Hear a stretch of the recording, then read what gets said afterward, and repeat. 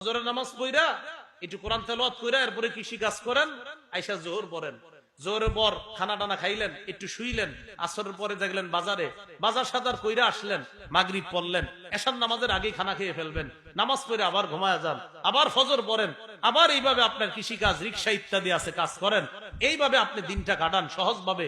কিছু টাকা পয়সা যদি হয় জাকাত দেন, আরো বেশি টাকা হইলে হজে যান। যদি সামর্থ্য না থাকে জাকাতের, জাকাত দেওয়া লাগবে না। হজের সামর্থ্য না থাকলে হজ ফরজ হবে না। মরেন নিরাপদে জান্নাতে প্রবেশ করবেন না। মানে খুব কাহিনী করতে এই সেই হুজুর না, ওরকম নিয়ম তো, নিয়ম কারণ তো কইলামই সহজে, একদম স্বাভাবিক ভাবে, কেন আপনি আবার এটা কঠিন বানান?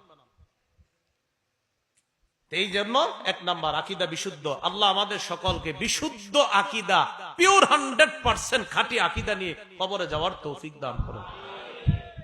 2 নাম্বার, মনে আসেনি 2 নাম্বারটা? আকীদা সব শুদ্ধ, একটাও শুদ্ধ, এটাও বরবাদ। সব শুদ্ধ, একটাও শুদ্ধ। কোরআনের আয়াত সংখ্যা 6236টা। কয়টা? না 66টা প্রসিদ্ধ, বিশুদ্ধ না।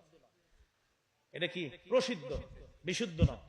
6666 হলো প্রসিদ্ধ কথা, আর 6236 এ বিশুদ্ধ। আজকে বাসায় গিয়ে কই নেন, এটাই হইব। হ্যাঁ 6236 এটাই হবে, হতেই হবে এটা। তাহলে 6236 এটা হলো বিশুদ্ধ, 6666 এটা প্রসিদ্ধ। আমার সাথে সবাই বলেন, বলেন সব প্রসিদ্ধ, বিশুদ্ধ না।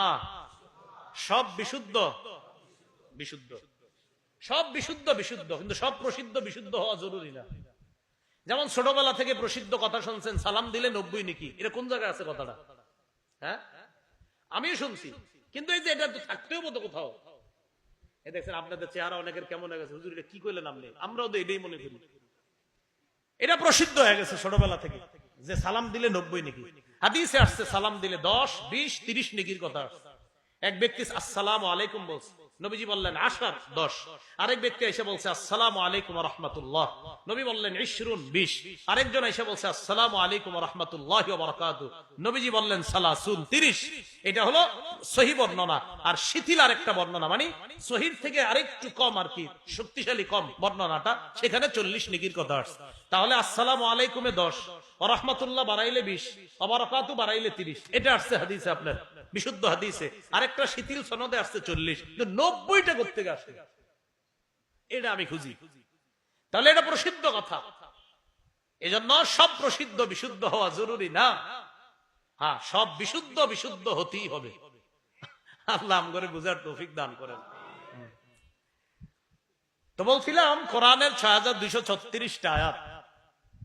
এই আয়াতের মধ্যে মনে করেন কেউ 6235টা মনে প্রাণে বিশ্বাস করে, একটাই সন্দেহ করে, ইমান। এই তো সহজে বুঝে এসে গেছে।